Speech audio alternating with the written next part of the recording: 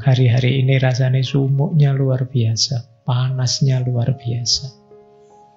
Kelihatannya memang teman-teman harus siap beradaptasi. Kalau sudah efeknya seperti ini mungkin ya sudah terlambat aspek pemeliharaan, mungkin lebih teman-teman adaptasilah. Yang kita lakukan adalah semoga tidak lebih parah, kan itu saja. Situasi pemanasan global itu kan setidaknya disebabkan oleh deforestasi, hutan-hutan banyak yang habis, sehingga pohon-pohon yang fungsinya menyerap karbon dioksida berkurang banyak. Kemudian kita tiap hari melakukan pembakaran-pembakaran melalui bahan bakar yang fosil. Ayo kita siap-siap ya. Kelihatannya hawa sumuk ini akan sering mungkin kita alami, karena memang ada yang bilang nanti di akhir abad ini ya rata-rata suhu global itu naik 2,5 derajat Celcius. Jadi memang panas, sumuk. Mulai diatur gaya hidupnya, kalau beli baju jangan yang sumuk-sumuk. Kipas angin disiapkan. Kemudian ya sekalian atur sendirilah ini. Ya ulah kita sendiri. Kita akhirnya sampai di titik ini.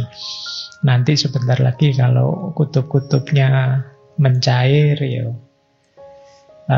ketinggian air laut naik. Itu alamat yang tinggal di pesisir selamat tinggal, karena akan habis daerah-daerah itu. Alam adalah makhluknya Allah yang manusia diminta untuk mengelolanya. Apapun perilaku kasarmu, merusakmu pada alam, itu sebenarnya sedang melawan dalam tanda petik maunya Allah. Kita sedang mengingkari amanatnya Allah.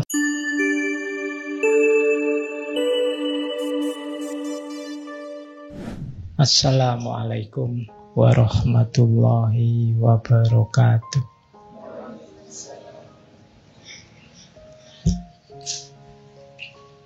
Bismillahirrahmanirrahim. Alhamdulillahi rabbil alamin.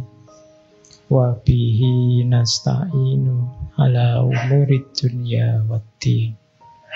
Allahumma sholli wa sallim wa barik ala habibina wa syafi'ina sayyidina wa maulana Muhammadin wa ala alihi wa ashabihi wa man tabi'ahum bi ihsanin ila yaumiddin. Amma ba'du. Bismillah. Mari kita ngaji lagi. Kita lanjutkan belajar kita setiap malam Kamis. Alhamdulillah, malam hari ini kita sampai di sesi terakhir tentang ekologi. Kembali ke alam. Terperihalanya alam semesta itu bagian dari eksisnya kita sebagai manusia. Apalagi sekarang, diakui atau tidak, teman-teman harus siap. Karena mulai banyak anomali-anomali di sekeliling kita sehubungan dengan alam. Yang paling kelihatan kan pemanasan global. Siapa yang hari-hari ini rasanya sumuknya luar biasa, panasnya luar biasa. Kelihatannya memang teman-teman harus siap beradaptasi. Kalau sudah efeknya seperti ini mungkin ya sudah terlambat aspek pemeliharaan, mungkin lebih teman-teman adaptasilah. Yang kita lakukan adalah semoga tidak lebih parah, kan itu saja. Situasi pemanasan global itu kan setidaknya disebabkan oleh deforestasi, hutan-hutan banyak yang habis, sehingga pohon-pohon yang fungsinya menyerap karbon dioksida berkurang banyak. Kemudian kita tiap hari melakukan pembakaran-pembakaran melalui bahan bakar yang fosil. Kita keluar sedikit ya pakai kendaraan bermotor. Dan banyak gaya hidup kita. Makanya ayo kita siap-siap ya. Kelihatannya hawa sumuk ini akan sering mungkin kita alami, karena memang ada yang bilang nanti di akhir abad ini ya rata-rata suhu global itu naik 2,5 derajat Celcius. Jadi memang panas, sumuk. Mulai diatur gaya hidupnya, kalau beli baju jangan yang sumuk-sumuk. Kipas angin disiapkan. Kemudian ya sekalian atur sendirilah ini. Ya ulah kita sendiri. Kita akhirnya sampai di titik ini. Nanti sebentar lagi kalau kutub-kutubnya mencair ya ketinggian air laut naik. Itu alamat yang tinggal di pesisir selamat tinggal, karena akan habis daerah-daerah itu. Baik, ayo kita belajar. Yuk, bismillah, kita mulai. Kalau dalam ekologi ada istilah ekoteologi. Islamic ekologi itu bagian dari ekoteologi.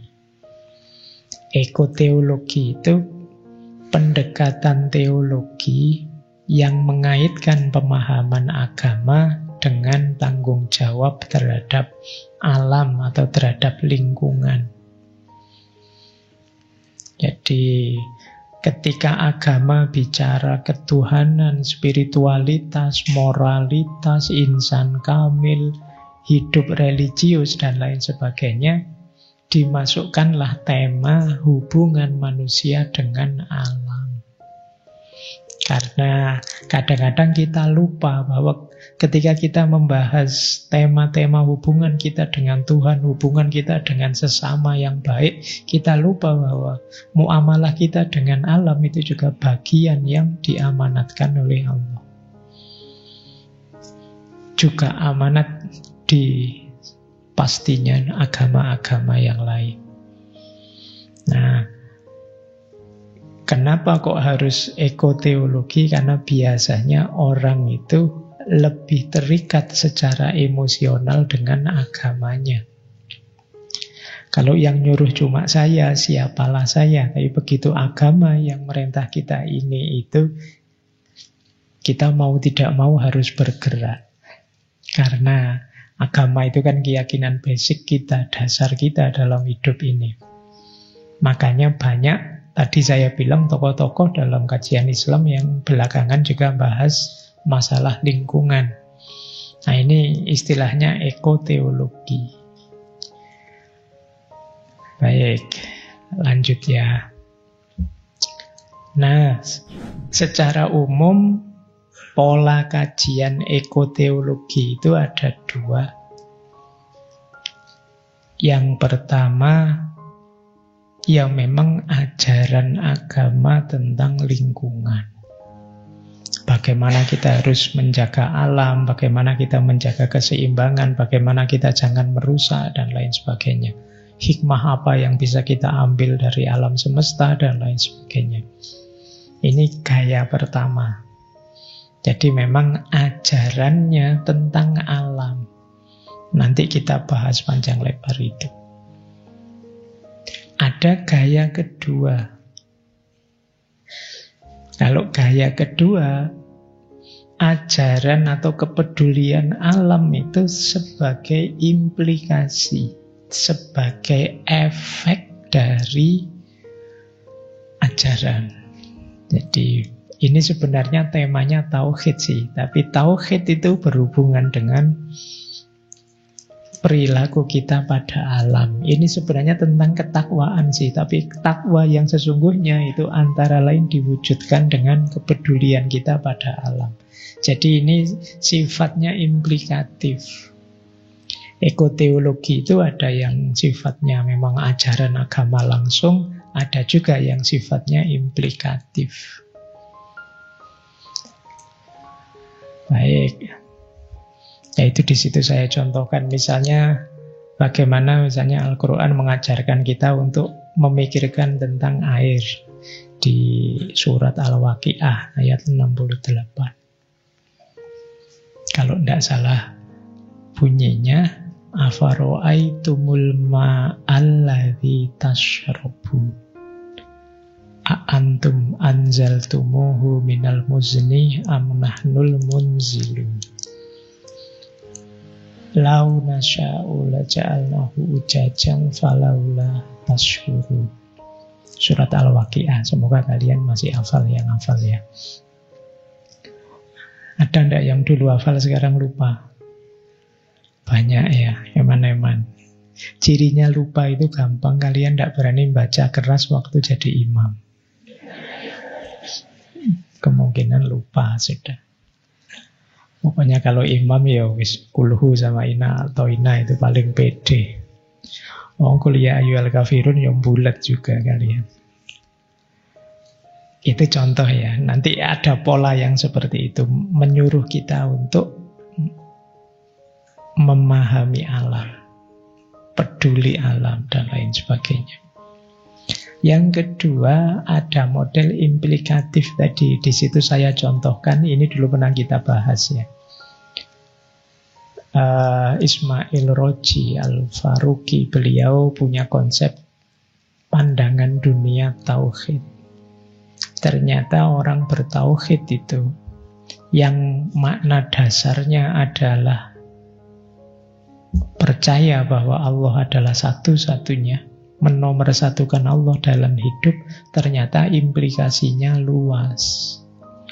Makanya kalian mungkin pernah dengar ada tauhid sosial, ada tauhid macam-macam, itu implikasinya. Antara lain implikasi tauhid itu ya kepedulian kita pada alam. Tidak mungkin orang bertauhid kok kemudian seperti sikapnya kemarin yang dikritik banyak itu kan orang modern, orang barat pada alam yang sewenang-wenang, eksploitatif, nyari enaknya saja.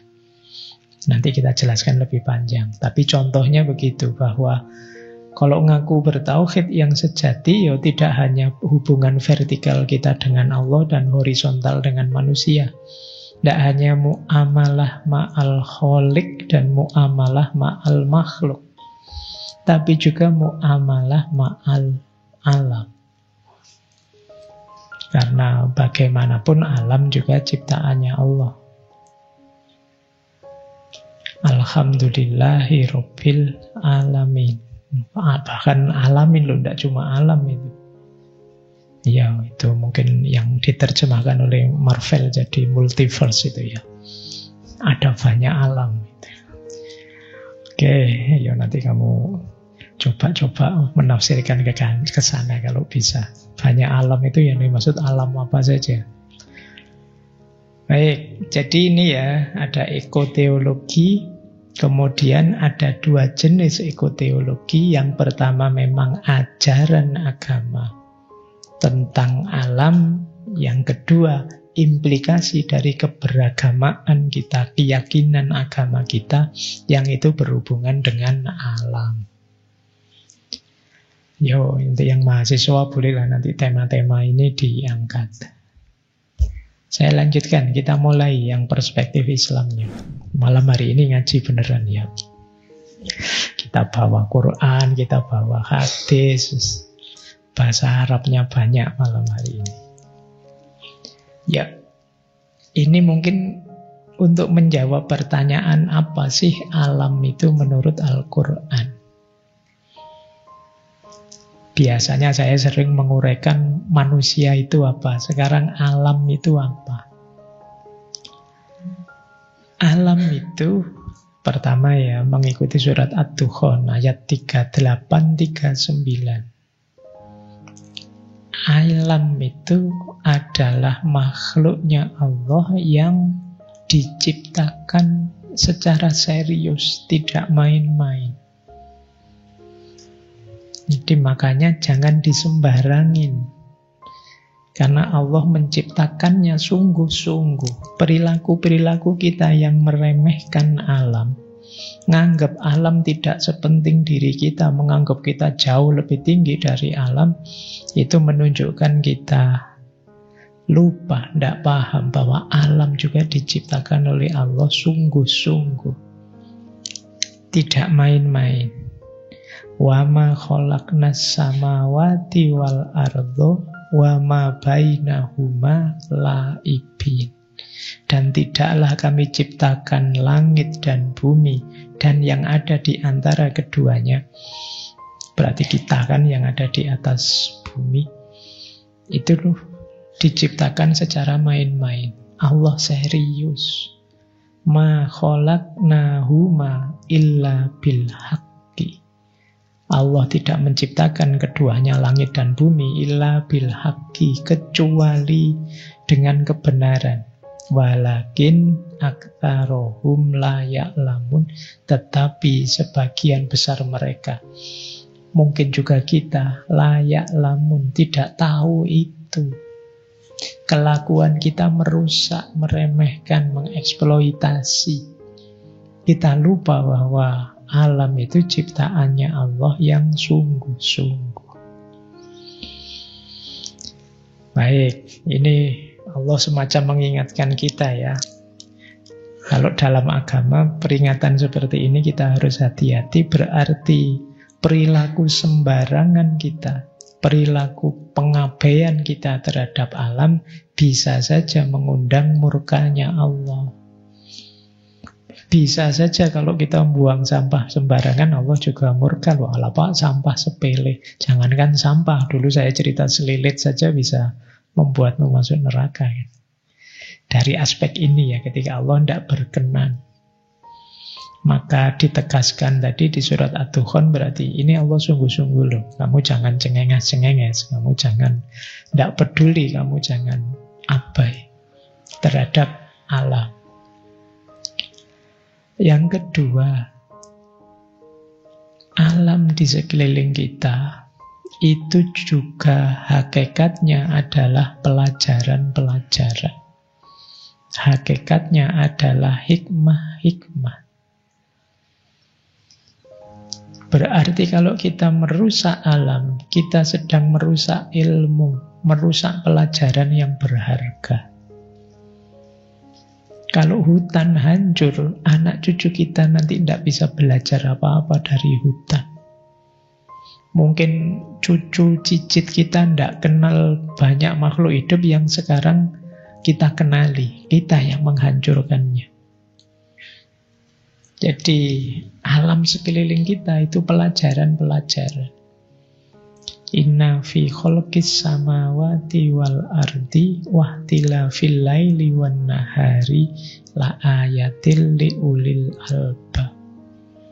Jadi sesungguhnya dalam penciptaan langit dan bumi dan perubahan malam dan siang, di situ ada ayat-ayat bagi orang-orang yang berpikir.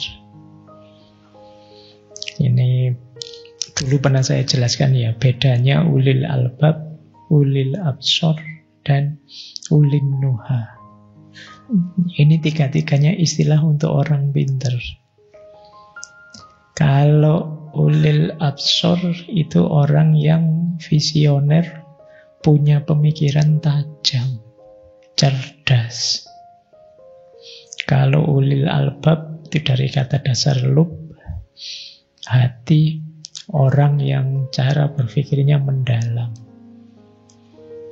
Nanti ada ulin nuha. Ulin nuha itu satu akar kata kalian kenal, amar ma'ruf nahi mungkar. Orang yang akal sehatnya bisa mengendalikan dirinya. Jadi bisa mencegahnya. bisa ngontrol dia. Jadi manusianya jadi terkendali. Itu orang-orang ulin nuha. Saya lupa dulu sesi apa saya menjelaskan ini ya. Ya detailnya kalian ulang lagi, kalian cari-cari kalau bisa. Saya sendiri lupa.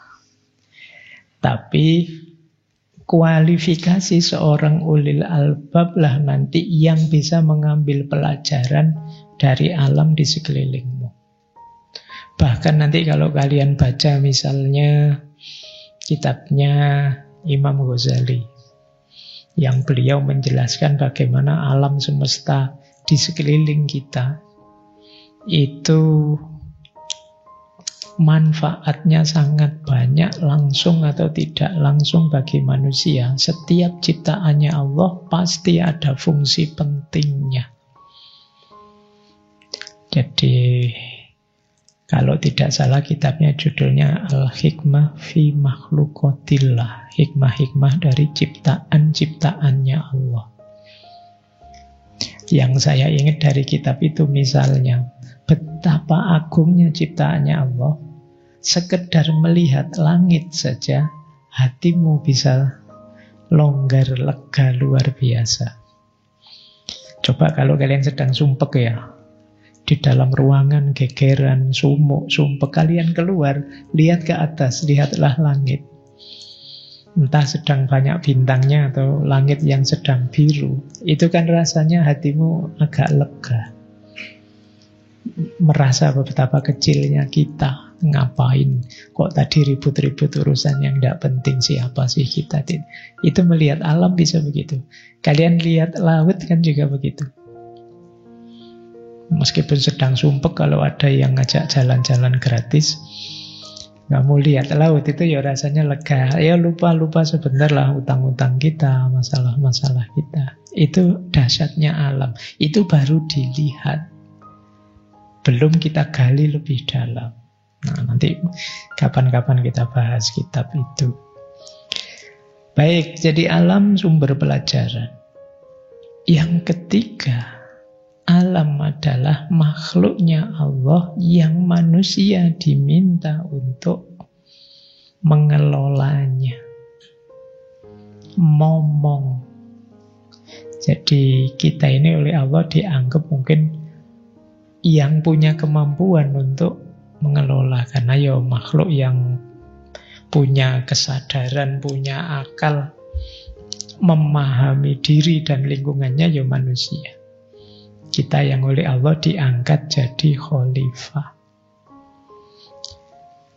Dan yang terakhir, alam adalah lingkungan sekeliling kita yang diwanti-wanti oleh Allah untuk jangan dirusak. Maka semua aktivitas kita merusak alam, sebenarnya kita sedang nabrak keinginannya Allah. Dan itu kan ayatnya jelas, wala tufsidu fil ardi ba'da islahiha. Jangan kalian membuat kerusakan di bumi setelah Allah memperbaikinya. Jadi berarti tambah harus kemarin berteori ruwet-ruwet. Apapun perilaku kasarmu, merusakmu pada alam, itu sebenarnya sedang melawan dalam tanda petik maunya Allah. Kita sedang mengingkari amanatnya Allah sebagai khalifahnya. Baik ya, sekarang tahu ayatnya. Kenapa kok kita harus kemarin capek-capek bahas ekologi lingkungan? Ternyata bagian dari perintahnya agama. Hadis juga banyak. Pokoknya Arab-Araban roh malam hari ini. Kamu siap-siap roaming yang cara ngaji. Ini saya kasih contoh saja. Ada banyak sekali contoh dari Nabi Muhammad bagaimana beliau sangat cinta alam. Rasulullah itu penyayang. Penyayang alam, penyayang binatang, penyayang lingkungan. Peliharaannya Rasulullah itu ada unta, ada kuda, ada kucing, ada keledai, ada Bigol. Bigol itu perkawinan antara kuda dan keledai. Ada domba, lu banyak. Kalian di rumah ada apa? Tikus, nyamuk, apalagi kecoa. Ya, peliharaanmu kelihatan kalau tidak bersih hidupmu. Baik, ya. Oke ya, itu bagaimana beliau cipta alam. Bahkan kalau mau perang itu wanti-wantinya antara lain jangan sampai ngerusak, motong pohon, ngerusak pepohonan yang tidak ada perlunya. Yuk, mulai ya filsafatan sekarang. Tadi sudah ayat, saya bilang tadi ada banyak sekali tokoh-tokoh yang membahas ekoteologi Islam. Semuanya mengajukan konsep-konsepnya. Yang kalau saya rangkum dari banyak konsep itu, kunci-kunci dasarnya ada di 10 hal ini. Ini agak saya gabung-gabung ya dari banyak tokoh. Nanti kapan-kapan kita bahas satu-satu tokohnya. Kita sebut saja 10 ini prinsip-prinsip ekologi Islam. Bagaimana sih cara Islam punya ideal tentang alam semesta? Bagaimana Islam memperlakukan alam? Sudut pandangnya dan perilaku idealnya apa? Ini prinsip-prinsipnya. Jadi yang pertama ayat. Yang kedua tauhid. Yang ketiga khilafah. Yang keempat amanah. Yang kelima mizan. Yang keenam ihsan. Yang ketujuh maslahah. Yang kedelapan mas'uliyah. Yang kesembilan adil. Yang terakhir darul fasad wal isra. Ayo kita belajar satu-satu ya filosofi lingkungan Islam. Yang pertama ayat.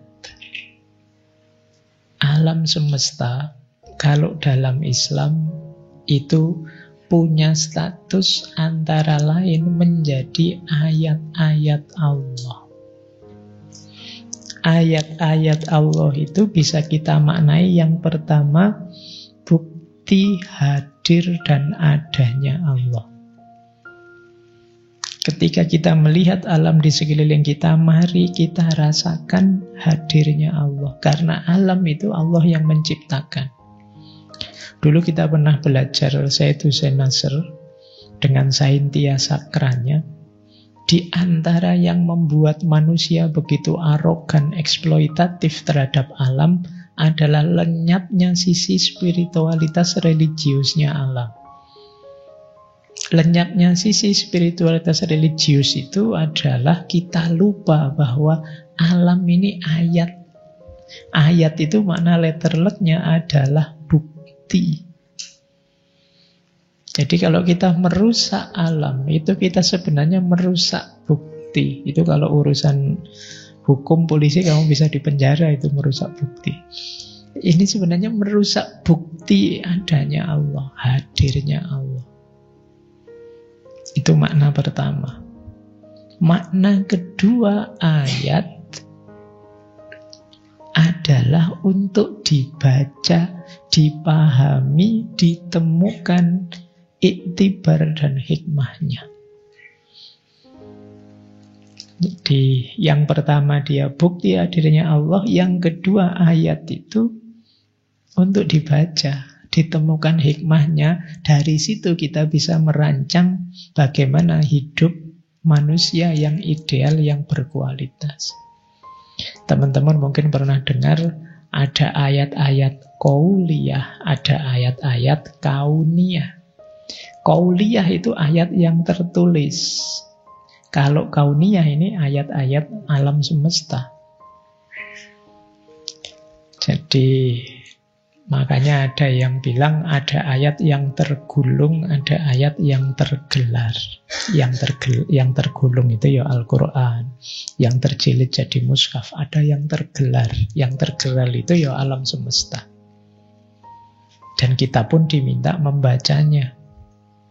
Yo, di banyak sesi sering saya uraikan bahwa selain ayat qauliyah, kauniyah, kita juga oleh Al-Quran diminta membaca ayat-ayat nafsiyah. Diri kita sendiri juga diminta untuk membaca ayat-ayat tarikhiyah, sejarah. Peristiwa-peristiwa, biar kita tidak jatuh ke lubang yang sama 2 kali. Jadi dalam Islam, alam semesta adalah ayat. Baik yang merupakan bukti hadirnya Allah maupun harus kita baca untuk menemukan hikmah-hikmahnya bagi manusia. Yang kedua, tauhid. Tauhid yang sejati justru menuntut kita untuk hidup selaras dan harmonis dengan alam. Kenapa begitu? Tauhid itu sifatnya dualisme, dualitas. Jadi hidup ini ada 2 aspek saja. Yang pertama kholik, yang kedua makhluk. Jadi selain kholik hanya ada makhluk. Jadi yang disebut dualitas. Nah, kita dengan sesama manusia juga dengan alam itu statusnya sama. Sama-sama makhluk. Di titik bahwa kita sama-sama makhluk, ini kita setara. Saya dan alam itu setara, aku dan alam itu setara. Kita sama-sama makhluknya Allah. Nah, dan tidak boleh ada hierarkis. Kalau manusia sewenang-wenang merasa lebih tinggi, merasa di atasnya alam, itu kan berarti dia memposisikan dirinya di posisi kholik. Tidak boleh, ini kezaliman. Kalau tauhid itu ya semua makhluk sejajar, beda peran, beda fungsi, oke, tapi tidak beda level, tidak beda hierarki. Semuanya makhluknya Allah. Alam bagian yang dikhalifahi, manusia khalifahnya.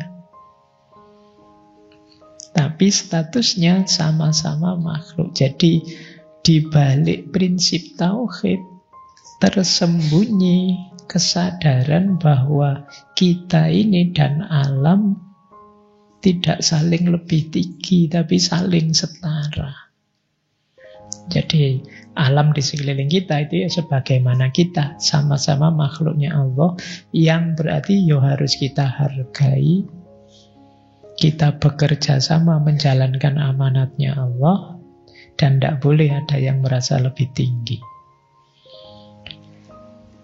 Baik, jadi ini prinsip kedua. Ternyata ada dimensi ekologis dalam tauhid. Yang sering dikritik, kemarin kan selalu yang dikritik mental-mental eksploitatif, merasa tinggi, merasa di atas alam. Kita tidak setara dengan alam. Ini ternyata kalau kita punya mental seperti ini, berarti tauhid kita masih belum utuh, belum sempurna. Kita yang posisinya makhluk merasa lebih tinggi dari makhluk. Padahal di atas makhluk itu yang boleh ada satu-satunya hanya Allah saja. Ya, ini rumus kedua. Jadi ekologi itu bagian dari tauhid. Maka jangan sembarangan dengan alam. Kita masing-masing punya peran, punya amanat. Yang ketiga, khilafah. Ini khilafah bukan yang diperdebatkan kemarin ya, bukan dinasti, bukan kerajaan. Tapi amanat dari Allah pada manusia, tugas dari Allah pada manusia untuk momong bumi, mengelola bumi. Allah yang menciptakan alam semesta, menciptakan bumi, Allah juga yang mengurusinya, cuma Allah titip mewakilkan pada manusia sebagai khalifahnya. Khalifah itu artinya wakil. Jadi makna letter luck-nya begitu, wakil Allah di muka bumi. Nama namanya khalifah. Saya tidak tahu kalau wakil presiden apa boleh pakai istilah khalifah. Jadi kalau ini tidak saya jelaskan, teman-teman sudah tahu. Manusia itu punya dua tugas sebagai Abdullah dan Khalifatullah. Hambanya dan khalifahnya. Belakangan banyak orang yang menganggap agama itu urusan Abdullah saja. Urusan penghambaan vertikal saja. Lupa bahwa kita juga punya amanat horizontal, yaitu sebagai khalifahnya. Banyak orang yang menganggap hidup di dunia ini tidak penting. Menganggap hidup di dunia ini nanti saja nomor 2. Padahal hidup di dunia itu bagian dari amanatnya Allah. Jadi harus tetap kita jalani secara maksimal. Wong itu tugas amanat. Tidak Pak, saya Abdullah saja bagian dari kepatuhanmu dalam Abdullah itu Khalifatullah. Ini dulu banyak diuraikan oleh Muhammad Iqbal, dulu filosof eksistensial yang terkenal. Beliau mengkritik habis-habisan pemikiran Islam, termasuk tasawuf yang sifatnya eskapis, melarikan diri dari dunia. Padahal kita diamanati untuk mengelola dunia ini. Jadi termasuk alam semesta. Apa itu alam? Bagian dari yang harus kita kelola sebagai wakilnya Allah, Khalifatullah. Kemudian yang keempat, amanah. Ini tadi hubungannya dengan khalifah tadi. Nanti ada ayat yang bilang sebenarnya dulu Allah menawarkan amanat ini pada makhluk-makhluknya yang lain, pada langit, bumi, gunung, dan tidak ada yang mau menerima, manusia yang mau. Jadi alam adalah amanatmu. Berarti apa? Kalau kita abai terhadap alam, merusak alam, kita sedang melanggar amanatnya Allah. Dan orang yang melanggar amanat, itu kalau dalam hadis salah satu ciri-cirinya orang munafik. Nah, nanti kalau diuraikan panjang kayak gini, kalau ada temanmu kok buang sampah sembarangan, wah kamu munafik kamu itu. Jadi biar marah dia, biar saja marah, biar tidak diulangi lagi. Karena memang kalau ditarik-tarik kan ke sana. Kebersihan, ketertataan, tertibnya alam itu kan amanat kita sebagai khalifahnya. Kalau kita merusaknya, kita sedang melanggar amanat, mengkhianati amanat. Dan mengkhianati amanat itu cirinya orang munafik. Yang kelima, prinsip mizan. Iya, manusia itu yang mengelola alam, tapi kan juga manusia membutuhkannya untuk hidupnya. Kalau dilarang sama sekali menebang pohon, berat, karena ada bagian tertentu hidup manusia memerlukan tanaman, pohon, dan lain sebagainya. Tapi kelolalah secara mizan. Mizan itu timbangan, secara seimbang. Jadi jangan berlebihan. Ini prinsip keseimbangan. Manfaatkan alam. Memang Allah menciptakannya antara lain untuk fasilitas kita. Tapi juga jangan berlebihan. Jangan lebih, jangan kurang. Yang seimbang saja. Kemudian ada lagi prinsip ihsan. Prinsip ihsan itu prinsip berbuat baik. Sederhananya prinsip ihsan itu begini. Kalau teman-teman ketemu seseorang atau melihat sesuatu, terus teman-teman bertanya, ini yang terbaik yang bisa aku berikan pada temanku ini, atau pada pohon ini, atau pada lingkunganku ini apa? Kemudian kita lakukan itu, itulah ihsan. Kalau lihat teman misalnya, kasihan ya, anak-anak yang ngaji ini tidak ada yang minum, gelasnya cuma sedikit. Ini yang terbaik yang bisa aku lakukan apa?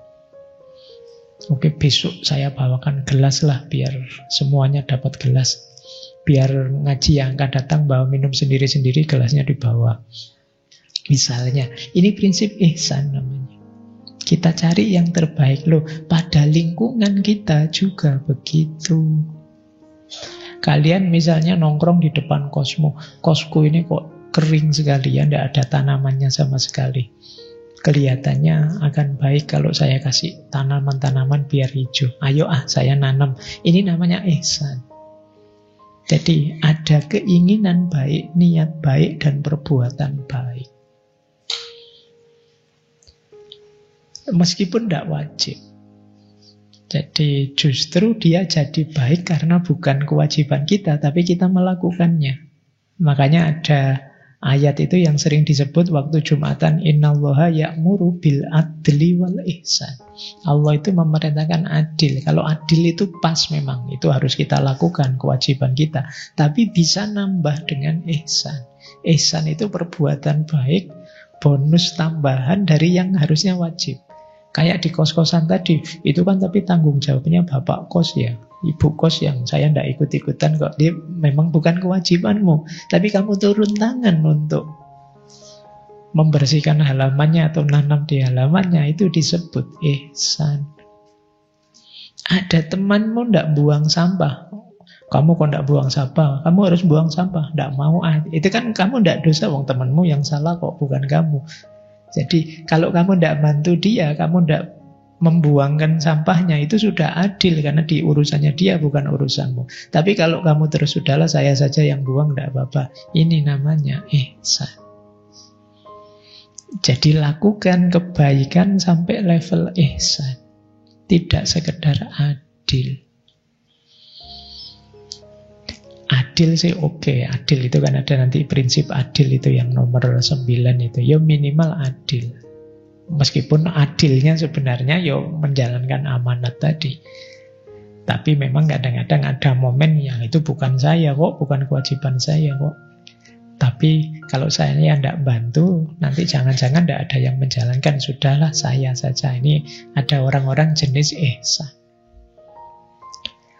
Kemudian maslahat. Mempertimbangkan kebaikan.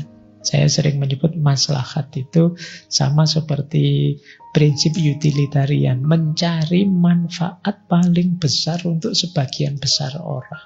Ini maslahat. Bisa sih kalau saya mau tiap hari keluar naik mobil menghabiskan BBM, mobil-mobil saya duitku ya banyak, muter-muter kemana-mana bisa. Tapi ndak nanti saya ikut nyumbang pemanasan global tadi misalnya, nyumbang polusi, ndak. Kasihan orang-orang, maslahat yang difikirkan. Jadi ini prinsip ekologis yang ke-7. Coba pertimbangkan maslahat, jangan hanya senang ndak senang. Saya senang kok Pak, kan ndak merugikan orang. Wong itu saya biayai sendiri, saya lakukan sendiri. Enggak. Ya mungkin kamu senang, tapi coba dipikir orang-orang yang lain senang enggak? Kemudian ada prinsip mas'uliyah. Mas'uliyah itu tanggung jawab. Untuk bisa muncul kesadaran ihsan, kesadaran ayat, tauhid, dan lain sebagainya, itu sebenarnya dasarnya adalah rasa tanggung jawab. Untuk kalian mantap menjalankan khalifah dan amanah, itu mas'uliyah. Harus ada rasa tanggung jawab. Dan yang ke-9 adil. Adil itu adil. Jadi adil itu ya adil pada dirimu, adil pada sesamamu. Jangan lupa adil pada alam lingkungan di sekelilingmu. Jadi jangan merusak, jangan menghancurkan. Dan yang terakhir darul fasad wal israf. Meninggalkan kerusakan dan berlebihan.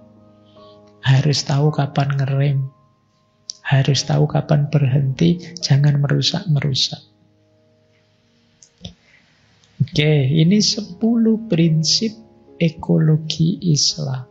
Teman-teman, ini nanti di banyak tokoh bisa variatif macam-macam. Cuma secara umum saya rangkum jadi 10. Silakan nanti teman-teman boleh kok mikir sendiri, mengembangkan sendiri. Yang penting kontributif terhadap alam. Yuk, ini kata Sayyidina Nasr. Siapapun yang sadar akan situasi dunia modern pasti tahu bahwa masalah paling mendesak yang dihadapi dunia adalah yang pertama, krisis lingkungan. Yang kedua, hancurnya keseimbangan antara manusia dan lingkungan alamnya. Islam dan ilmu-ilmunya membawa pesan yang sangat penting dan tepat yang dapat membantu memecahkan sejauh mungkin tantangan besar dunia ini secara keseluruhan. Namun sayangnya pesan ini hanya mendapat sedikit perhatian dari Muslim modern itu sendiri sampai saat ini.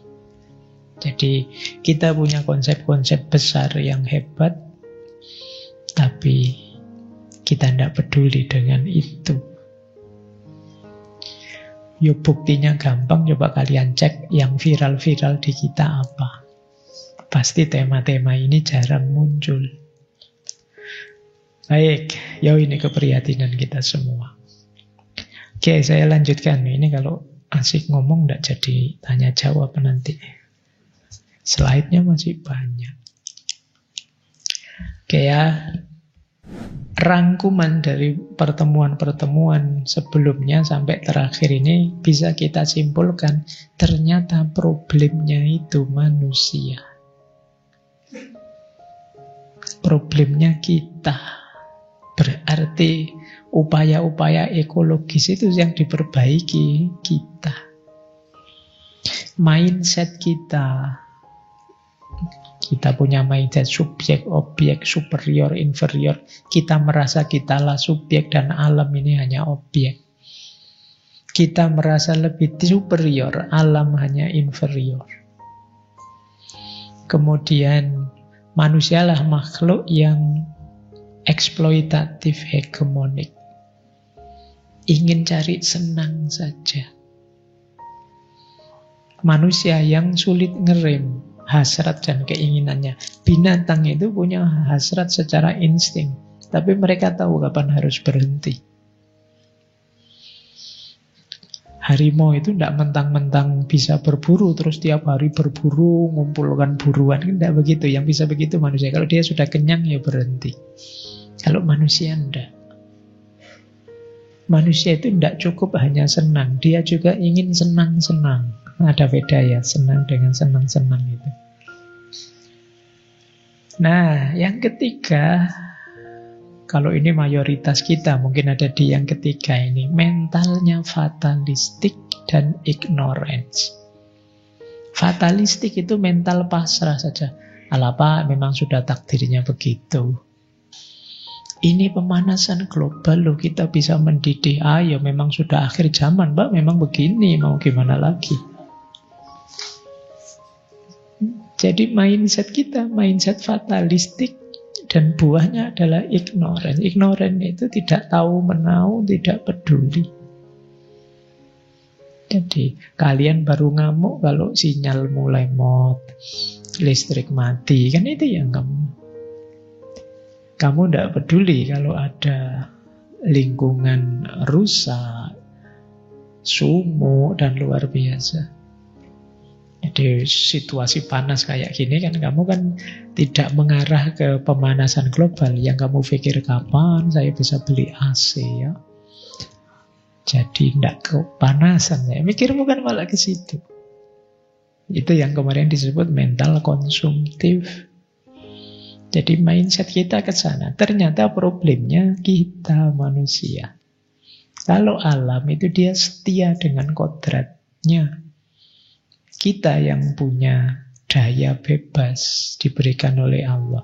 Berarti kalau ada ketidakseimbangan, kekacauan, ya kemungkinan kita yang jadi biang keroknya. Ini yang digarap oleh banyak tokoh-tokoh ekologi Islam. Dan sejak awal sudah diperingatkan oleh Al-Quran. Jadi akarnya kerusakan alam itu nafsunya manusia, perilakunya manusia. Boleh dicek surat Al-Mu'minun ayat 71. Walawittaba al-haqqu ahwa'ahum lafasadatis samawati wal ardu wa man fihinna. Seandainya kebenaran itu mengikuti hawa nafsu mereka, maka akan rusaklah langit dan bumi dan apa yang ada di dalamnya. Jadi ini sudah disebutkan oleh Al-Quran. Kalau manusia hanya mengikuti ahwa'ahum, pasti lafasadatis samawati wal ardu. Ada juga ayat Zuharul fasadu fil barri wal bahri bima kasabat aydin nas liyudhikohum ba'dalladhi amilu la'allahum yarji'un. Ini sebenarnya ayat ini untuk nyindir kalian yang tadi beralasan takdir. Sungguh telah muncul kerusakan di darat dan di laut karena perbuatan manusia. Kalian kan mesti bantah, kalau Allah tidak mengizinkan, meskipun manusia merusaknya kan tidak rusak, Pak. Berarti itu kan takdirnya Allah. Dijawab oleh ayat itu yang belakang, liyudhikohum ba'dalladzi amilu. Supaya mereka merasakan sebagian dari buah perbuatan mereka. Jadi, kalau Allah mau ya memang alam akan baik-baik saja. Kenapa jadi tidak baik-baik saja? Biar kamu merasakan efek dari perbuatanmu. Kenapa Allah melakukan itu? La'allahum yarji'un. Semoga engkau sadar terus merevisi kembali perbuatanmu yang salah. Jadi jangan kemudian, ini takdirnya Allah kok Pak, kita pasrah saja. Tidak begitu, kamu habis ngerusak kok pasrah saja. Kalau sekarang kamu kepanasan, besok jangan dilakukan hal yang sama yang kemarin merusak. Jadi sumuk kita, panas kita hari ini itu liyudhikohum ba'dalladzi amilu. Biar kamu rasakan. Itu kalau bahasamu mungkin biar kamu tahu rasa. Nah, yang belum yang terakhir, la'allahum yarji'un. Kelakuan kita belum berubah. Harusnya sudah yarji'un kita, sudah diuji dengan hawa panas seperti hari ini. Tapi kita tidak tobat-tobat. Kita mengeluh ini ada suara geluduk, ada menduk, ada hujan-hujan ya Pak, sumuknya jadi luar biasa itu. Kalau pakai ayat ini rasakan. Kelakuanmu sendiri yang membuat alam jadi tidak teratur, tidak seimbang. Baik, Al-Baqarah 204 sampai 206 juga begitu. Nanti ini misalnya yang 205 itu wa idza tawalla sa'a fil ardi liyufsida fiha. Ketika punya kekuasaan, mereka akan berupaya untuk merusak bumi. Wa yuhlikal harsa wan nasl, dan menghancurkan pertanian dan binatang ternak. Manusia itu kalau punya power, daya rusaknya luar biasa. Manusia kalau punya kekuasaan itu daya rusaknya luar biasa. Maka hati-hati teman-teman besok ya kalau kalian punya kekuasaan.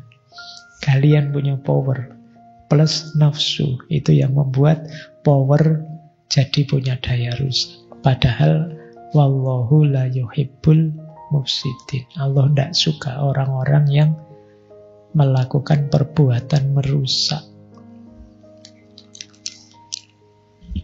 Baik, ini nyambung ya kegelisahan para tokoh ekologi dengan bunyinya ayat bahwa akar semuanya ternyata nafsu dan perilakunya manusia. Yuk, kita lanjutkan. Ada beberapa bidang dalam kajian Islam tentu saja saya tidak bisa menjelaskan detail satu-satu ya.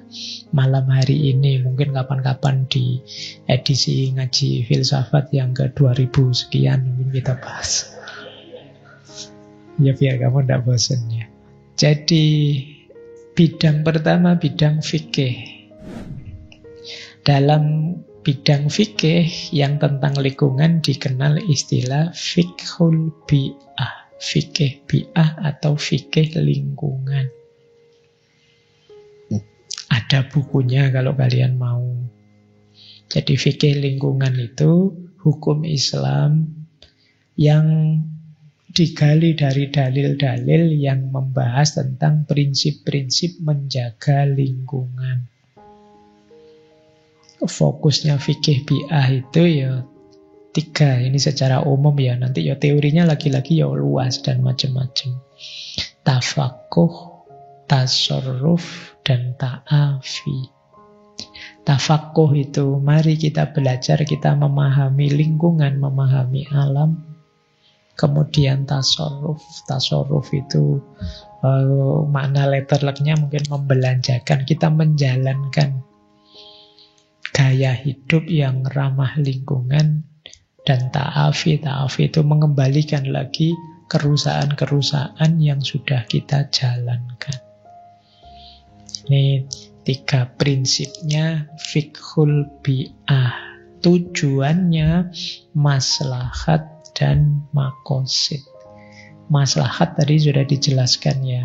Kalau makosid itu ya ketika Allah menetapkan sesuatu, memerintahkan sesuatu, menyuruh kita melakukan atau menghindari sesuatu, di balik itu ada makosidnya. Ada makosid itu ada maksudnya.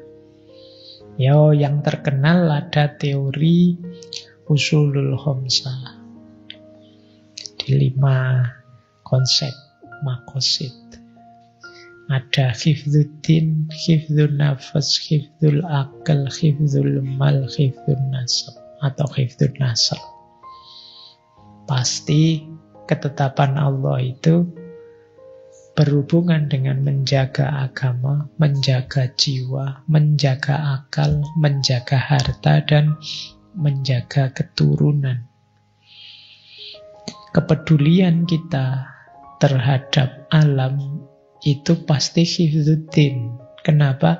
Bagian dari perintahnya agama, tadi amanatnya Allah, tugas kita sebagai khalifahnya.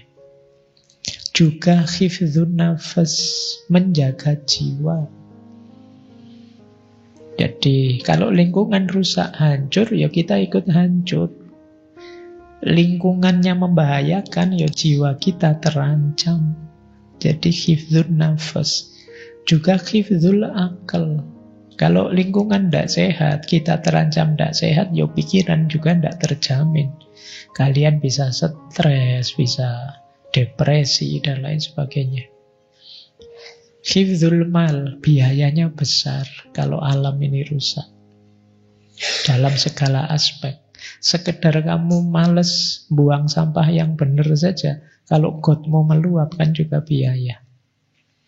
Dan hifdzun nasl, masa depan generasi dipertaruhkan.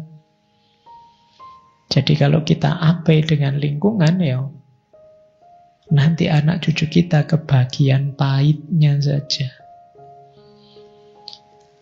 Yo, kalian mungkin banyak yang belum punya anak sekarang, yang tidak bisa membayangkan punya anak kemudian anakmu kesulitan hidupnya. Ini hifdzun nasl. Baik, ini bidangnya namanya fiqhul bi'ah. Fikih lingkungan. Saya lanjutkan. Ada lagi bidang ekosofi dan ekosufi. Ekosofi itu filsafat, kalau ekosufi itu tasawuf. Ekosofi itu filsafat lingkungan. Kebijaksanaan, wisdom ekologis. Dalam Islam namanya hikmah. Ada banyak, yang tadi Syaitu Nasr Yang punya teori Saintia Sakra itu ya orang menyebutnya ekosofi. Jadi eko itu lingkungan, sofi itu kebijaksanaan. Bukan sofi tempatmu belanja tiap hari. Ya, belanjanya kan di sofi. Saya cinta filsafat, Pak, makanya kalau belanja selalu bukan itu yang dimaksud ya. Sofi di sini itu Sofia. Kebijaksanaan, hikmah atau wisdom. Kemudian ekosufi. Kalau ekosufi itu ajaran-ajaran tasawuf. Ada banyak dimensi ekologis dalam sufisme. Beberapa kali dulu pernah kita pernah bahas Fritjof Capra, kita bahas Setu Sennacer dan lain sebagainya. Di situ ada unsur lingkungan dalam tasawuf.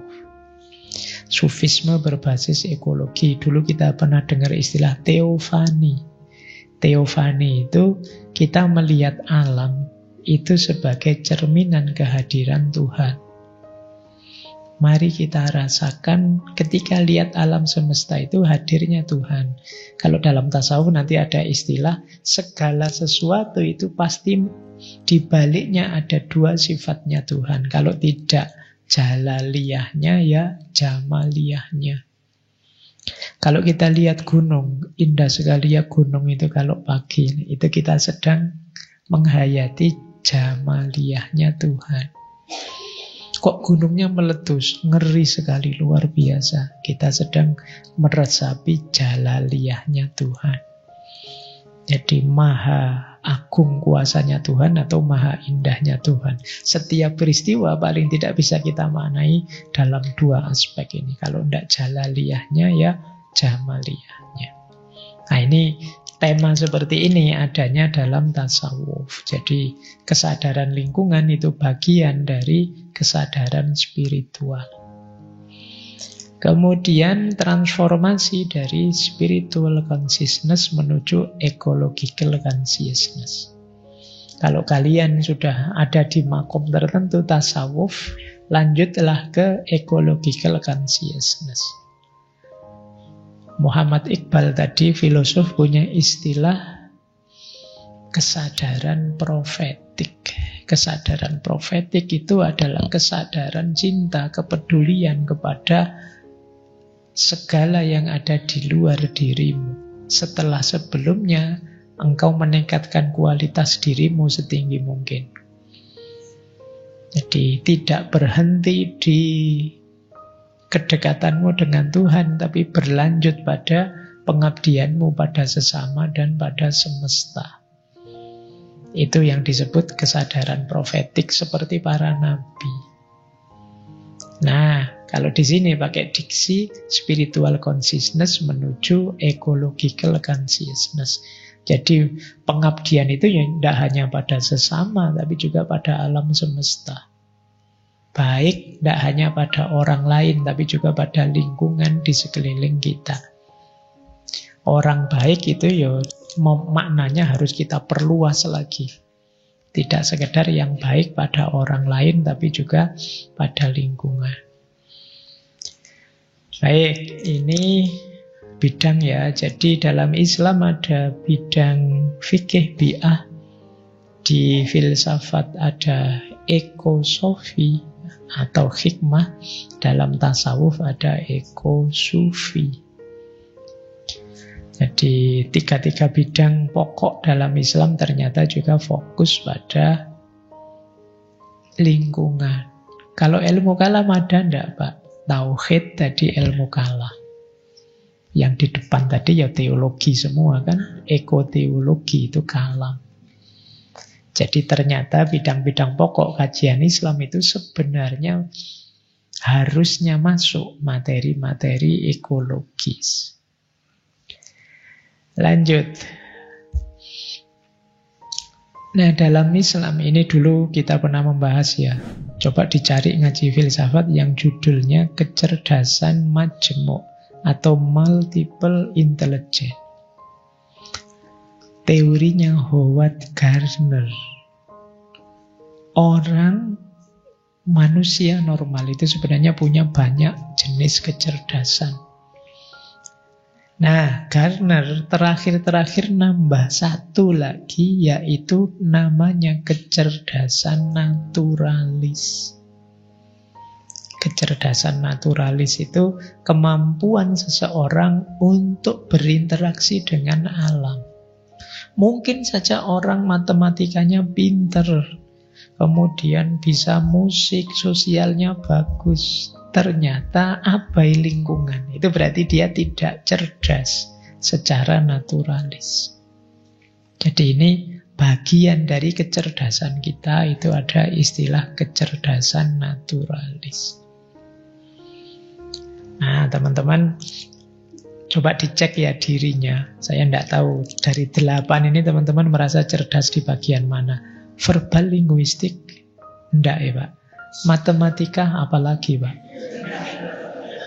Visual spasial enggak? Semua musik kan bisanya mendengarkan saja Pak. Interpersonal, wah saya sering stres Pak. Ketemu orang lain saya sulit sekali. Saya agak introvert, penyendiri. Intrapersonal apalagi saya depresi terus. Naturalis enggak cerdas 11 kamu 8. Enggak ya, coba kamu cari, pasti kalian ada banyak. Masing-masing kalian harus mampu, itu ada perannya sendiri-sendiri, unsur-unsur kecerdasan itu. Kalian setback ya, nanti kalian coba cek lagi sesi kecerdasan majemuknya Gardner. Nah, kemampuan kita dalam hal ekologi itu bagian dari kecerdasan majmuk, namanya kecerdasan naturalis. Baik, saya lanjutkan. Nanti ada juga istilah primordial dan promotean. Ini dulu sudah juga kita jelaskan. Jadi tadi saya sebut, manusia itu ada Abdullah, ada Khalifatullah. Jadi inilah yang disebut manusia primordial. Manusia primordial itu manusia yang punya kecerdasan naturalis tinggi tadi. Kebalikannya manusia promotean, melawan Tuhan, merusak alam. Kalau manusia primordial itu manusia yang sadar dirinya, posisinya dan perannya. Nah, manusia primordial seperti apa? Ya tadi, orang yang sadar posisinya sebagai Abdullah dan Khalifatullah. Hambanya dan khalifahnya. Kalau Abdullah ini pasif, sifatnya kita terima dan patuh, sami'na wa ato'na. Tapi kalau Khalifatullah kita aktif, menjaga, memelihara, mengasuh alam semesta. Nah, ini yang momong tadi. Maka kalian jadilah manusia yang primordial. Ini konsep dari Syed Hussein Nasr. Tidak saya detailkan ya, ini sudah pernah diuraikan. Nah, sekarang bumi sebagai anugerah, bukan hukuman. Ini uraian dari Muhammad Iqbal. Ada tidak teman-teman yang punya pandangan bahwa hidup di dunia ini hukuman saja dari Allah? Karena dulu Nabi Adam makan buah khuldi terus dihukum, diturunkan ke bumi, jadi hakikatnya bumi ini penjara. Sebaliknya, kalau dalam pikirannya Muhammad Iqbal, cara membacanya jangan begitu. Bumi ini anugerah dari Allah. Muhammad Iqbal mendefinisikan waktu Adam hidup di bumi, hidup di surga dulu sebelum di bumi ya. Waktu Adam di surga itu dia belum sepenuhnya optimal daya-daya kemanusiaannya. Dia hidup hanya mengandalkan insting. Ya kan di surga kan segalanya keturutan. Ya enggak pakai mikir kan. Wong semua yang kamu inginkan tiba-tiba keturutan. Kamu membayangkan enak, tapi kalau dalam bahasanya Iqbal, ini kita belum manusia yang sesungguhnya di sana. Yang sesungguhnya ketika kita turun di bumi. Jadi kata Iqbal, ini semacam ditinggalkannya cara hidup instingtif menjadi cara hidup yang bebas, kritis, dan dinamis. Dan di situ manusia kelihatan istimewanya. Jadi di surga ya tidak mikir ekologi, tidak mikir fikih, tidak mikir itu kan ya keturutan kabeh karepe. Nah, maka kata Iqbal justru bumi ini anugerah yang luar biasa. Kita disiapkan bumi oleh Allah dan kita diminta jadi khalifahnya di situ. Ya memang kerja keras, berpikir, berupaya, berikhtiar, tapi justru disitulah manusia penuh sebagai dirinya. Jadi maka beliau bilang bumi bukan penjara bagi manusia karena dosa asalnya, tapi bumi adalah tempat tinggal dan sumber keuntungan manusia. Jatuh dari surga bukan berarti kehilangan moral, maksudnya bukan berarti buruk, tapi perolehan moral. Justru setelah sampai di bumi, moral kita dihidupkan, pikiran kita dinyalakan. Manusia bangkit dari kesadaran sederhana pada kesadaran yang lebih intens. Jadi ini cara memahami bumi. Awas keliru karena banyak yang anggap dunia ini penjara. Bumi ini adalah hukuman saja. Jadi kita ini orang hukuman semua di bumi ini. Kata Iqbal, jangan begitu membacanya. Justru kita penuh sebagai manusia saat hidup di bumi ini dengan segala keistimewaan kita. Dan memang skenarionya Allah ingin mengistimewakan kita sebagai manusia. Baik, ini konsep ya filosofi. Ada lagi filosofi. Bumi adalah masjid. Ini dari hadis. Yang punya filosofi ini namanya Ibrahim Abdul Matin. Beliau menulis buku yang judulnya Green Tin. Ini saya ambil satu bagian saja, kapan-kapan kita ulas pikiran-pikiran dari buku itu ya. Jadi ada hadis yang di antara ini hadis panjang sih, cuma di antara potongannya bunyinya waju'ilat lil ardu masjidan wa tahurun. Jadi di antara keistimewaannya Nabi Muhammad adalah bumi dijadikan masjid dan suci. Jadi seluruh bumi hakikatnya adalah masjid. Berarti seluruh bumi itu hakikatnya suci.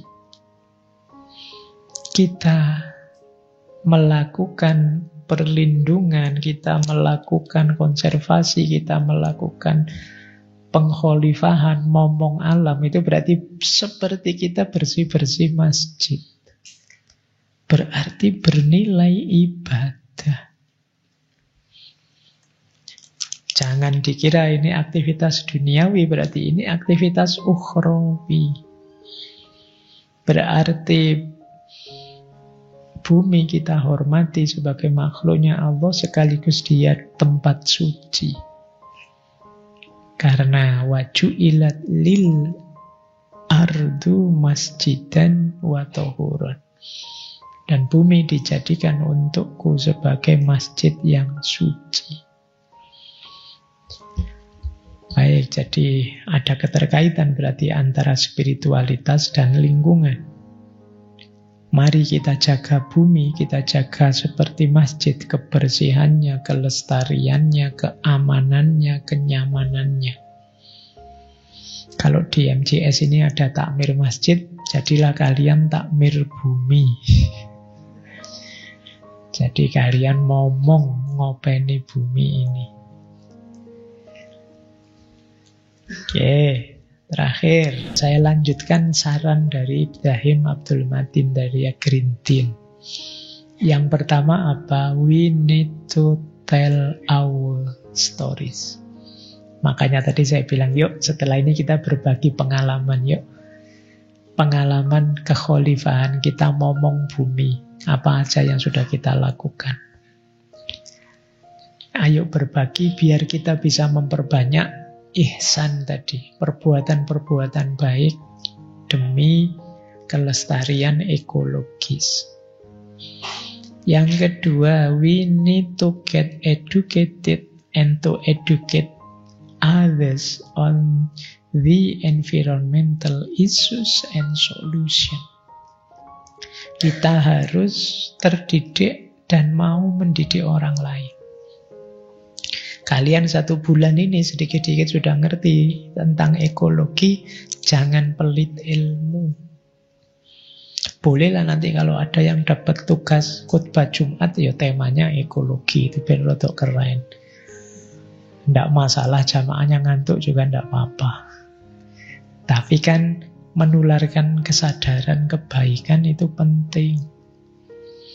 Jadi jadilah pinter dan mau mengajari yang lain. Kemudian we need to connect with people of other faith. Kita yang Muslim, yuk jangan egois sendirian. Yuk kerjasama. Ini urusannya seluruh manusia. Jadi terbukalah untuk bekerja sama. Saling bahu-membahu, menyelamatkan, memelihara bumi ini, rumah kita bersama.